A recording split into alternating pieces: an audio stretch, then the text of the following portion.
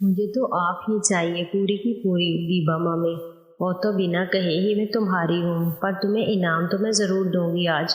दीबा मामी की बात का मतलब समझकर मैं खुश हो गया और एक हाथ उनके बस्ते पर ले जाकर मैंने बस्ते को थपकी लगाई। रुको, अभी पहले सबको सुला दूँ, फिर आती हूँ तुम्हारे लिए गर्म दूध लेकर। आज मुझे सोने मत देना। इतना कहकर दीबा मामी नशीली अदा से देखती हुई वापस चली गई। नायला, अजी सुनते हो, नाराज़ हो क्या मुझसे? 4 महीने होने को आए हैं, आप मुझे हाथ भी नहीं लगा रहे। मैंने क्या कर दिया ऐसा जिसकी मुझे सज़ा दे रहे हो आप? पहले तो हफ्ते में एक आध बार प्यार कर लेते थे, अब तो महीनों हो गए हैं। अगर आप इस बात से नाराज़ हैं तो। सरवर, ये तुम कैसी बातें कर रही हो? इसमें तुम्हारी क्या गलती थी? जो मैं तुमसे नाराज़ होऊंगा वो सब कुदरती अमल था। ना तुम गलत थी ना शेरू। रही बात प्यार करने की, तो मैं हमेशा करता रहूँगा तुमसे। बस अब वो सब करने को दिल नहीं करता, मगर इसकी भी वजह है नायला मामी। अगर आप नाराज़ नहीं तो इसकी क्या वजह है? सरवर, देखो नायला, अब इस उम्र में ये सब मुझे अच्छा नहीं लगता। पहले भी तुम्हारी खुशी के लिए मैं तुम्हारे साथ कभी कभार कर लिया करता था, मगर सच्चाई तो ये है, इस उम्र में लोग तन्हाई अपना लेते हैं। दूसरी वजह ये है कि मैं नहीं चाहता तुम्हारे पेट में जो बच्चा पल रहा है उसमें कोई कमी रह जाए। नायला, मतलब? सरवर, मैं ठीक कह रहा हूँ, इतने साल से मैं तुम्हें माँ नहीं बना पाया, और डॉक्टर ने भी तो बताया कि मेरे बीच में ही कमी है। ऐसे में हो सकता है इसका गलत असर पड़ जाए और बच्चे की परवरिश में कोई कमी ना आ जाए। क्या तुम चाहोगी कि तुम्हारे बच्चे में किसी तरह की कोई कमी हो? इसीलिए मैं तुम्हारे साथ वो सब नहीं करना चाहता जब तक कि तुम माँ नहीं बन जाती। नायला को सरवर की ये खरी बातें सही लगी। नायला मम्मी ने सोचा कि सच में ही कहीं बच्चे में कमी ना रह जाए। इतने सालों बाद वो माँ बनने वाली थी, तो भला वो ये रिस्क कैसे ले सकती थी? मगर ये भी सच था कि वो प्यार के लिए कब से तरस रही थी, और जब से नायला को उम्मीद लगी थी तब से उसके अंदर तब्दीली आना शुरू हो गई थी। नायला को अब शोहर के प्यार की ज़्यादा ज़रूरत महसूस होने लगी थी। ये बात वो खुद भी नहीं समझ पा रही थी। जब से शेरू के साथ उसने नाराज़गी ख़त्म की थी, तब से उसका दिल शेरू के पास रहने को ही करता था, मगर उसके शहर में रहने की वजह से वो मजबूर थी। इसीलिए तो जब वो आता था तो नायला उसके साथ ही रहना चाहती थी हर पल। लेकिन आज दीबा ने जब उसे वादे का याद करवाया तो खुद शेरू के साथ रुक गई। तो नायला मामी को मन ही मन में उस पर बड़ा गुस्सा आया था।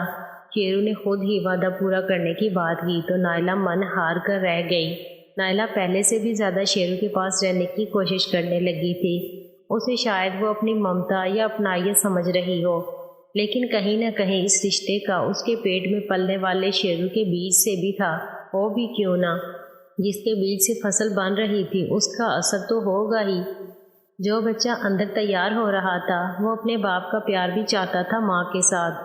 न चाहते हुए भी नायला शेरू की तरफ इसी तरह खींची चली जा रही थी जैसे एक शादीशुदा औरत अपने शोहर की तरफ। फर्क बस इतना था कि उसे इस बात का एहसास नहीं हो पा रहा था। इसीलिए तो आज भी जब उसने शेरू को गले लगाया था तो अनजाने में ही उसे अपनी छाती से कस कर लगा लिया था, और इस बात से उसे कितना सुख मिला था।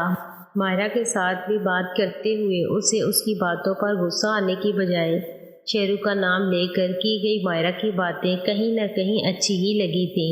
सरवर से आगे और कोई बात ना करते हुए वो भी आराम से बेड पर लेट गई। सरवर ने बेड के पास पड़ा दूध का गिलास उठाकर पी लिया और नायला को भी पीने को कहा, लेकिन उसने बाद में पीने का कहा। सरवर को दूध पीते ही बहुत ज़ोरों की नींद आ गई और उसने नायला को बत्ती बुझाने का कह दिया। नायला ने दूध पीने की बजाय लाइट बुझा दी और अपनी जगह लेट गई।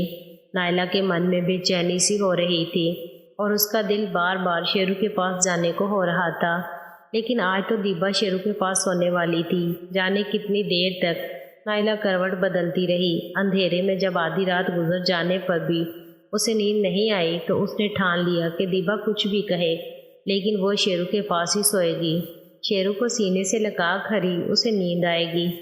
बस यही सोचकर वो बिना आवाज़ किए दरवाज़ा खोलते हुए शेरू के कमरे की तरफ बढ़ गई। कमरे में फैली बल्ब की रोशनी से दीबा का गोरा बदन धमक रहा था। दोनों आराम से बिना किसी टेंशन के अपना खेल मस्ती से खेल रहे थे। کیونکہ انہیں کسی کی بھی پرواہ نہیں تھی۔ دیبا سب کو دودھ میں نیند کی گولیاں ملا کر دے آئی تھی اور سب لوگ کب کے سو چکے تھے۔ پورے گھر میں اس وقت اندھیرا تھا، صرف شیرو کے کمرے کو چھوڑ کر، جہاں اس وقت دو جسموں کے درمیان زبردست میچ چل رہا تھا اور دونوں ایک دوسرے پر جیت حاصل کرنے کے لیے لگے ہوئے تھے۔ شیرو، میں نے تو پہلے ہی کہا تھا کہ رہنے دو، پر تم ہو کہ مانتی نہیں۔ اب تمہارے پیٹ میں میرا بچہ ہے، اس کی بھی تو پرواہ کرنی ہے نا دیبا۔ اوہ، مجھے تم سے زیادہ پرواہ ہے اس کی۔ مائرہ نے کہا تھا کہ ابھی 15-20 دن میں اور یہ کام کر سکتی ہوں تمہارے ساتھ۔ ویسے کیا ایسا نہیں ہو سکتا کہ تم کچھ دن کالج سے چھٹی لے کر گھر میں ہی رہ لو، یا پھر مجھے اپنے ساتھ شہر لے چلو؟ میں چاہتی ہوں کہ یہ 15-20 دن میں روز تمہارے ساتھ پیار کروں، اس کے بعد تو 6-7 مہینے مجھے اس کے لیے تڑپنا پڑے گا۔ خود پر کنٹرول کرنا سیکھو جیسے مائرہ نے کیا ہوا ہے۔ تمہیں پتہ ہے نا کہ میں ایسا نہیں کر سکتا، اور شہر کیسے لے کر جاؤں تمہیں؟ مائرہ کا بھی تو ابھی ٹائم آنے والا ہوگا، ان حالات میں تمہیں یہیں رہنا ہوگا۔ دیبا، مجھے اتنا پیار کہاں دیا تم نے؟ مائرہ کو تو خوب پیار کیا ہے تم نے۔ میری باری تو تم پہلے باجی کی وجہ سے ہم دونوں سے دور ہو گئے تھے، اور اس کے بعد کالج۔ میرے ساتھ تم انصاف نہیں کر رہے۔ کیا میں تمہیں مائرہ سے کم پیار کرتی ہوں؟ شیرو، ایسی بات نہیں ہے، مجھے پتہ ہے تم بھی مجھے اتنا ہی پیار کرتی ہو، اور مجھے اس بات پر کوئی شک نہیں ہے، لیکن میری بھی تو مجبوری سمجھو تھوڑی سی۔ تم فکر نہ کرو، اگلی بار تمہیں بھی مائرہ کے برابر ہی پیار کروں گا، یہ وعدہ ہے تم سے۔ اب خوش؟ دونوں مست ہو کر کھیلنے لگے، اس بات سے بے خبر کہ ان کی باتیں کوئی اور بھی سن رہا ہے۔ آئیں باجی، کتنے دنوں بعد آئی ہیں آپ؟ واہ، آج تو ناہیدہ باجی ساتھ میں ہے۔ زرینہ خالہ اور ناہیدہ باجی کے گھر میں تشریف لاتے ہی نائلہ مامی ان کا استقبال کرنے لگیں۔ ہم بھی ہیں بھائی لائن میں۔ یہ آواز سنتے ہی پیچھے دیکھا تو صابرہ خالہ بھی آ گئی تھیں، اور ان کے ساتھ راحیلہ باجی اور ثنا باجی بھی تھیں، اور ان کے پیچھے نگہت خالہ اور مہرین بھی۔